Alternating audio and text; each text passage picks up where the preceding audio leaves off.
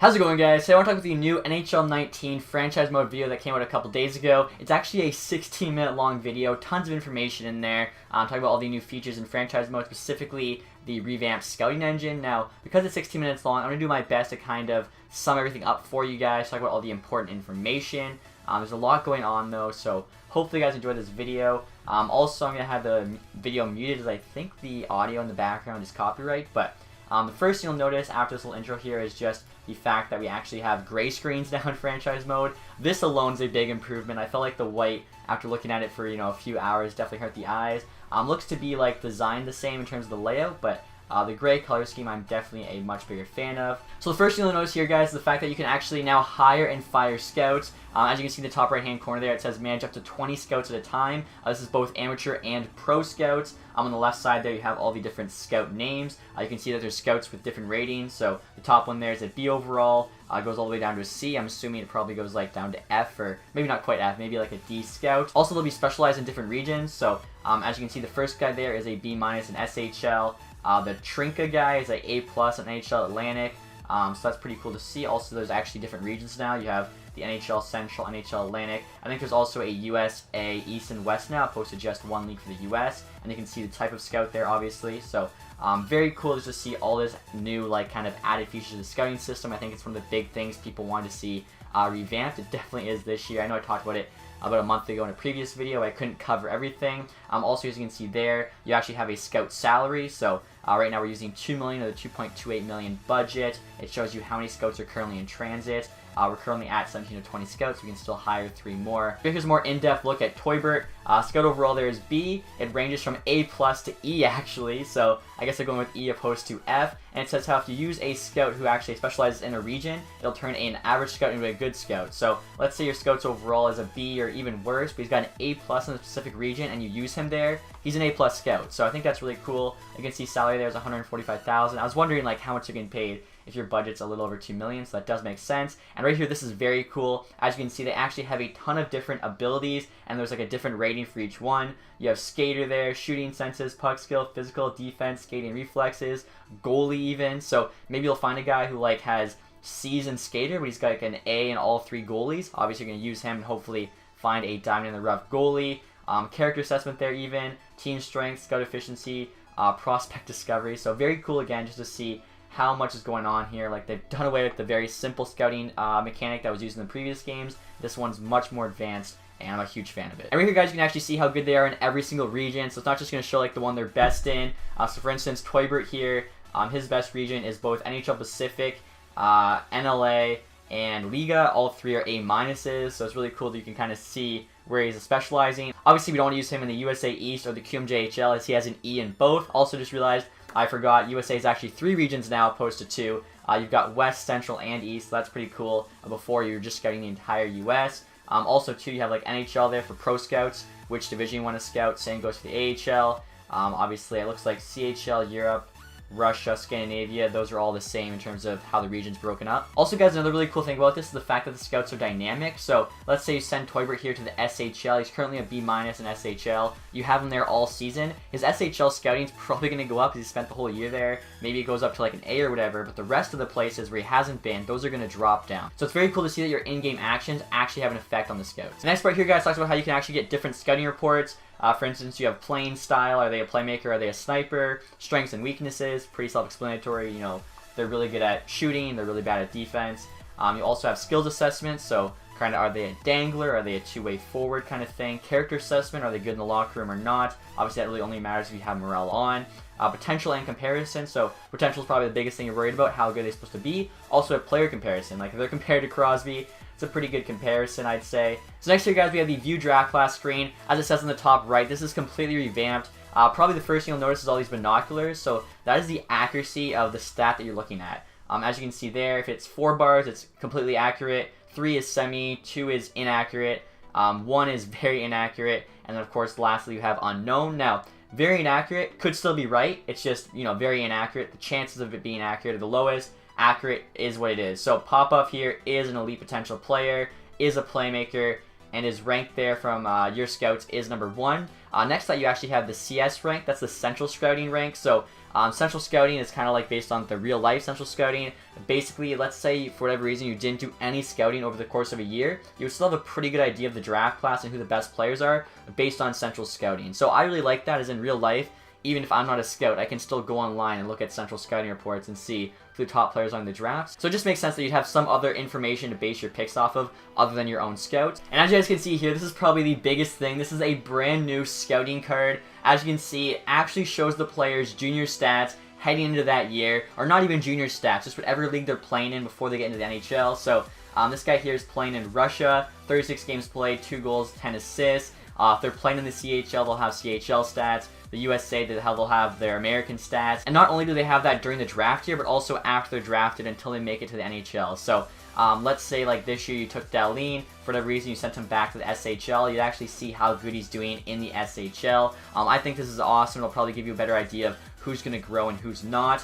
Also, too, if you're not really familiar with a player, you can still see how good they did that year. So if they're a point-per-game player and your scout's unknown on them, you have to assume they're probably a pretty good player if they've been a point per game, or let's say your scout thinks they're pretty good, but you look and they've had barely any points. You can use that information as just another tool to kind of make the best pick when it comes time to the draft. Also, too, you'll see the Central Scouting ranking there is 1. Forgot to mention that the Central Scouting ranks are also dynamic, so throughout the year they're going to change, just like real life. I think Foligno was like a top 5 pick at the start of this season, and he just kept going down.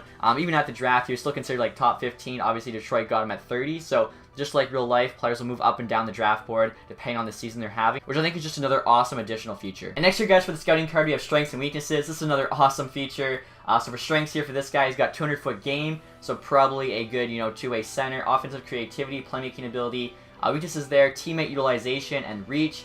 Also, it shows like every stat, how good he's supposed to be. So you can see shooting, puck skills, skating are A+, senses, defense A, physicals A-. Also, they're all 4 bars, so that's all accurate. If it was like 2 bars, he could be better or worse than what the scout's saying. So again, there's just so much extra information here when looking at prospects. It's going to make the draft that much more exciting. And lastly, you guys, on the scouting card, you have the player personality, along with a similar style player and potential. So personality only matters, again, if you're using the morale system, which I usually don't. But if you are, this is just like another add-on to kind of affect that. This guy here is very passionate, gets emotional at times, driven to win. This, though, is only a 3-star accuracy, so he could be, maybe more mature than they think, or possibly more immature. Similar style there, Nicholas Backstrom, so he's a pure playmaker, and potential there is accurate, and it's elite medium, so he's going to be a good player. And the next added feature to the scouting system is very cool. It is gem/bus. As you can see here, we're looking at 2 bus, Hentunen and Ackerman. As you can see, our scouts have them both ranked lower than the Central Scouting, so basically our scouts are saying, like, these guys are ranked too high, we think they're bust, don't go out and pick them.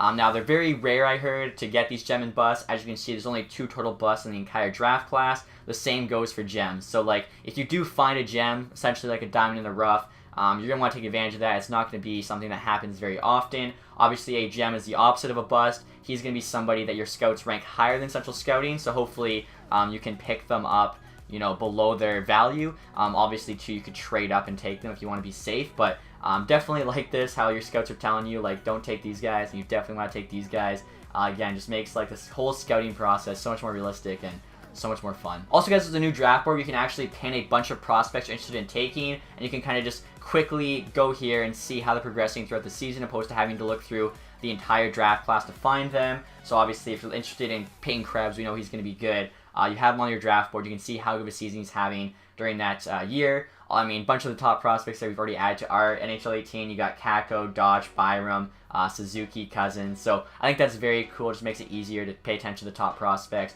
or even just some maybe guys you expect to go later in the rounds that you're high on. And if you're seeing that they're having a good year, definitely just kind of want to keep an eye on them. Along with that, guys, your scouts will actually give you a recommendation for every single pick. So right here, 2019 6th-round pick for the Canucks. The scouts are recommending this right winger, this defenseman, and this goalie. And it's actually based off of like how good of a team you are. So if you're a rebuilder, they'll recommend you some guy that's maybe lower overall out of the draft, more of a project, but his potential is pretty good, so he could turn out.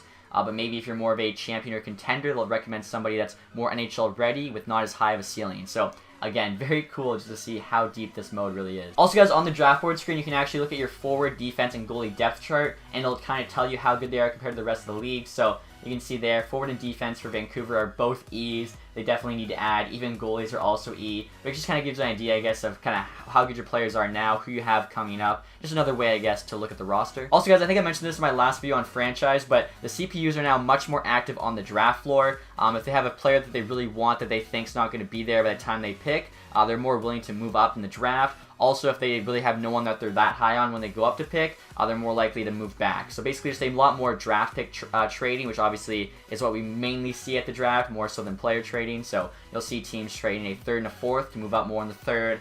They're trading back their first round pick, maybe from a mid first to a late first, things like that. Next year, you actually have the new Fog of War feature. This is really cool in my opinion. So basically, with the amateur scouting and how that worked, with how accurate they were about a scout's potential, or sorry, a prospect's potential, the same thing goes for players in the NHL. So as you can see, we're looking at Tampa Bay right now, and we have an accurate assessment of most of the players. Braden Point, Anton Strawman are pretty accurate, but not 100% accurate. Same goes for the overall there. It doesn't just apply to potential. So obviously this really takes a factor into trades. Like, are you willing to risk a trade on, say, Braden Point? You think he's an 87, you think he has elite potential, but maybe he doesn't. So you might end up trading more for him than you should have. Now, to obviously get the more accurate information, you're going to use your pro scout, send them out, have them watch them play games, come back with that information. Also, even without using a pro scout, if you were to, say, play Tampa Bay, the next day after you play Tampa Bay, you'd actually have a much better idea of how good every player is and what their potential is.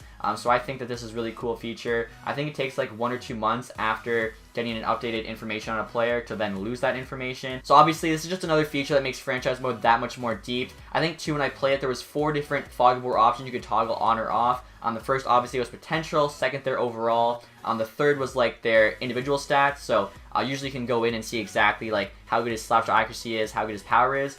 You can have that also based on Fog of War. The fourth thing was actually the line combinations. So you could have it that you don't know who's playing on the first line for them, second line, etc. until you play them or have a pro scout go out and watch one of their games. So for me, I feel like I'm definitely going to play around with it. I don't think I'm going to have them all turned on, all turned off. I feel like the lines I'll definitely have like turned off so you can see it, because in real life we have websites that tell us what each team's line combination is, so I feel like that should still apply to my game. Individual stats I'll probably have, Fog of War on for, as it'd be kind of hard to know players' exact stats for that. Same with overall, I'll probably have turned on, as you kind of have an idea of every player's rating, but potential I then would probably have turned off, as it's a lot harder to know exactly how good a player is going to be. So personally, that's just like my preference. I'll probably have 2 of the 4 turned on.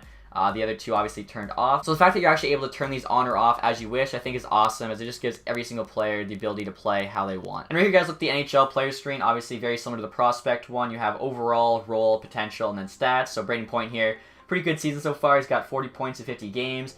Time on ice there, 15.5 minutes, obviously playing quite a bit. I think, too, I might have made a mistake or just forgot one of the things you could toggle on or off, and that is the role of the player. So similar to the lines, I feel like the role I'm going to have turned on personally, as I can just go online in real life and see kind of where that player is playing in the roster. Although it doesn't necessarily, even though they are, like, say, a role of a second line forward, they could be playing on that team's first line, or could be playing on that team's third line. But again, I think it's something that's just kind of more generally known. So for me, I'm just trying to make it like as accurate to real life as possible, but there's some people that might want it to be just super hard, like the internet doesn't exist, and the only way to find out about a player is by watching them. So that's kind of where the hardcore Fog of War comes in handy. Another thing, guys, with the Fog of War is even after you acquire a player, until you see them play, you actually don't know their overall. So if you trade for a player you have no information on, you're still going to have no information even after you get him until he plays a game for you. Obviously, if you do have some information on him, you'll keep that information you had when you trade for him, but you're not going to just get added information out of the blue just because you trade for that player until he plays for you.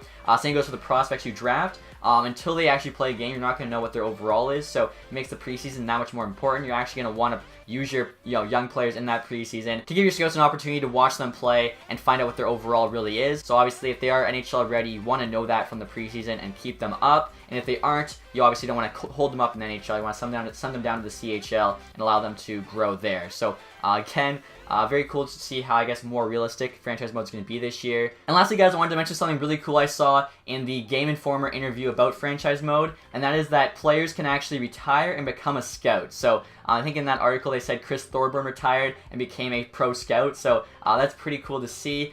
Similar to how there's like a free agency with the players, there's actually kind of like a free agency with the scouts.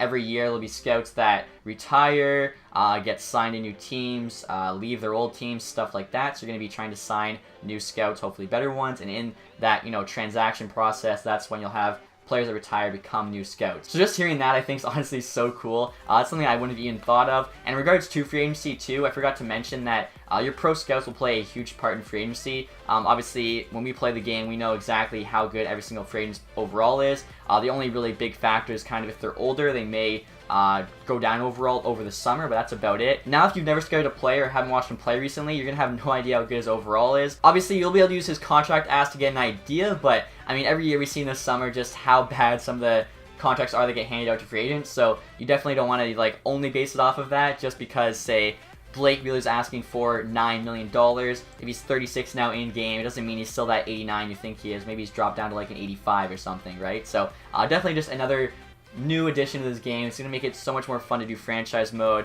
I think it's making it a lot more difficult, which I'm a huge fan of. I feel like right now it's too easy, so the harder the better, I think. And it should just be a lot of fun trying to build a team with all these new features in game. So that's it, guys, for this video. Hopefully you enjoyed it. If you have any questions about franchise mode, I will do my best to answer them. I pretty much know everything that's going on for the most part, and if I don't, I can definitely ask someone I know at EA and hopefully get you guys the answer. So other than that, if you guys did enjoy this video, please leave a thumbs up. Also, guys, if you aren't subscribed yet, please do that. Almost at 100K. Need your help, though. Thank you guys for watching. Have a nice day.